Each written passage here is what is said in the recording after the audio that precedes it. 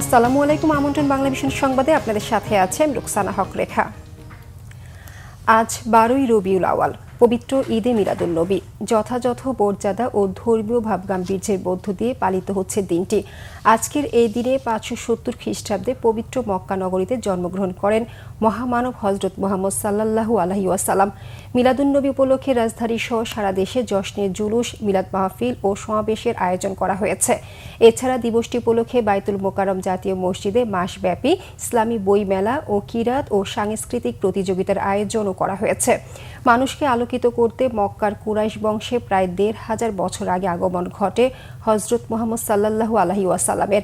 মাত্র ৬৩ বছর বয়সে তিনি একই দিনে পরলোক গমন করেন পবিত্র মদিনায়। দিবসটি উপলক্ষে রাষ্ট্রপতি মোহাম্মদ শাহাবুদ্দিন ও প্রধান উপদেষ্টা ডক্টর মোহাম্মদ ইউনূস বাণী দিয়েছেন। রাজবাড়ীর গোয়ালন্দে নুরা পাগলার দরবারে আগুন দেওয়ার পাশাপাশি ভাঙচুর চালিয়েছে তৌহিদি জনতা।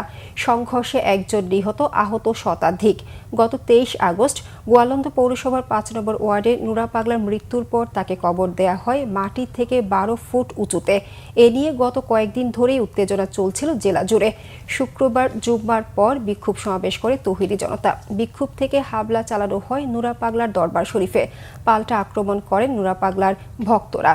তুমুল সংঘর্ষে দুপক্ষে শতাধিক মানুষ আহত হন। পরে ভক্তরা বিক্ষোভ করলে পুলিশ ও তাদের মধ্যে সংঘর্ষ হয়, ভাঙচুর করা হয় গাড়ি।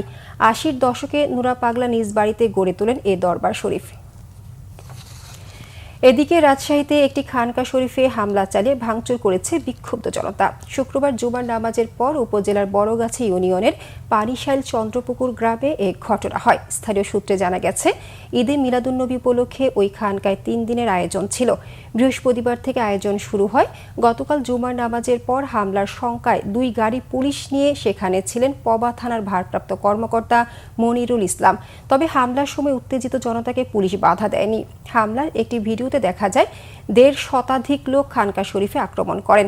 হামলার সময় বাড়ি থেকে বের হননি আজিজুর রহমান ভান্ডারী। তিনি বলেন, কয়েকদিন ধরে এলাকার কিছু লোক তাদের অনুষ্ঠানে বাধা দিচ্ছিলেন। জুমার নামাজের পর তারা একত্র হয়ে খানকা শরীফে হামলা করে। বাগেরহাট ৪ আসন বিলুপ্ত ও ৪টি আসন কমিয়ে ৩টি আসনের প্রস্তাব বাস্তবায়িত হলে বাধাগ্রস্ত হবে উন্নয়ন, ক্ষতিগ্রস্ত হবে বিশ্ব ঐতিহ্য সুন্দরবন এবং সংকটে পড়বে উপকূলের মানুষ। যে কোনো মূল্যে জেলায় ৪টি আসন বহাল রাখার দাবি স্থানীয় বাসিন্দা ও রাজনীতিবিদদের। বাগেরহাট প্রতিনিধি মাসুদুল হকের তথ্য ছবিতে রিপোর্ট। দীর্ঘদিন ধরেই ৪টি সংসদীয় আসনে নির্বাচন হয়ে আসছে বাগেরহাটে। এর মধ্যে ফকিরহাট, চিতলমারী ও মোল্লারহাট উপজেলা নিয়ে বাগেরহাট ১, সদর ও কচুয়া নিয়ে ২, মোংলা ও রামপাল নিয়ে ৩ এবং মোড়লগঞ্জ ও শরণখোলা উপজেলা নিয়ে ৪ আসন। নির্বাচন কমিশনের বিশেষ কারিগরি কমিটি জেলায় ৪টি আসনের প্রস্তাব দেয়। সেই প্রস্তাবে কচুয়া, সদর, রামপাল নিয়ে ২ আসন, মোংলা, মোড়লগঞ্জ ও শরণখোলা নিয়ে ৩ আসন করা হয়। ফলে জেলার ৪ নম্বর আসনটি বিলুপ্ত হয়ে ২ ও ৩ আসনের আয়তন এবং জনবল অস্বাভাবিকভাবে বেড়ে যায়। নতুন এই আসন বিন্যাসকে ভৌগোলিকভাবে অবাস্তব বলে মনে করছে বিএনপি। ভৌগোলিকভাবে বিন্যাসটা আমরা মনে করছি যেটা সঠিক হয়নি। এই যে রামপালের এলাকা বাগেরহাট ২ আসনের ভিতরে ঢুকিয়ে দেওয়া হয়েছে, এটা বাগেরহাট থেকে অনেক দূরে এবং এমন দুর্গম এলাকা। আমি ইলেকশন আমাদের বিএনপি সম্মেলন করতে গিয়ে অনেক জায়গায় যাওয়া যায় না, এমন অবস্থা, অনেক ইউনিয়নে যাওয়া যায় না। সেখানে ওই থানা যদি এর ভিতরে আসে, বাগেরহাট ২ এর ভিতরে, এমনিতেই বাগেরহাট আসন কমানোর প্রস্তাব দেওয়ার পরই ফুঁসে ওঠে এলাকাবাসী। সড়ক অবরোধ সহ নানা কর্মসূচি পালন করেন তারা। পিছনে থেকে কেউ কল কাঠি নাড়তে পারে, আমরা মনে করছি এটা ষড়যন্ত্রের অংশ।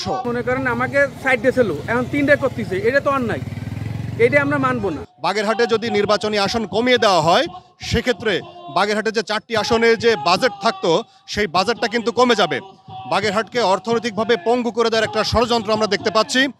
আসন কমানোর সিদ্ধান্তের বিরুদ্ধে কঠোর হুঁশিয়ারি বিএনপির এই কেন্দ্রীয় নেতার। কঠোর আন্দোলনের হুঁশিয়ারি দেন জামাতও। তাদের এই সিদ্ধান্ত আত্মঘাতী, আগুন নিয়ে খেলার সময়। এটা যদি তারা বহাল রাখে, এই বাগেরহাটবাসী মোংলা পোর্ট বন্ধ করে দিয়ে বৃহত্তর কর্মসূচি দিয়ে এই বাংলাদেশকে অচল করে দেবে। এই দাবি যদি না মানা হয়, তাহলে বাগেরহাটবাসী তাদের যে ক্ষুব্ধ প্রতিক্রিয়া ব্যক্ত করবে তা আমাদের দেশের জন্য কোনো অবস্থায় তা আমাদের জন্য কাম্য হবে না। বাগেরহাটবাসীর এই ক্ষোভ এটা নির্বাচন কমিশন বুঝবে এবং 4টি আসনকেই বহাল রাখবে, আমরা এটা আশা করি। জেলার ঐতিহ্য ও অর্থনীতি টিকিয়ে রাখতে আসন কমানোর সুযোগ নেই বললেন সুশীল সমাজ। বিশ্ব ঐতিহ্য সুন্দরবন আছে, যেটি পরিবেশের হুমকির মুখে আছে, এবং বাগেরহাট জেলাও পরিবেশের উপকূলীয় জেলা হওয়ার কারণে পরিবেশের নানা রকম চ্যালেঞ্জের মধ্যে আছে। তেমন অবস্থায় এখানে সংসদীয় আসন কমালে আসলে জনগণের সেবা নিশ্চিত হবে না, বরং সেবা আরও কমে যাবে। 9টি উপজেলা ও 3টি পৌরসভা নিয়ে গঠিত 5,882.18 বর্গ কিলোমিটার আয়তনের এ জেলায় ভোটার সংখ্যা 13 লাখ। শর্মিলা কেয়া, বাংলা ভিশন নিউজ ডেস্ক। এই ছিল এখনকার মতো। পরের সংবাদ বেলা 12টায় দেখার আমন্ত্রণ রইল। এছাড়া বাংলা ভিশন সংবাদ ও সংবাদ সংশ্লিষ্ট অনুষ্ঠান দেখতে ভিজিট করুন www.bvnews24.com ও facebook.com/banglavisionnews এবং সাবস্ক্রাইব করুন youtube.com/banglavisionnews। ধন্যবাদ সবাইকে।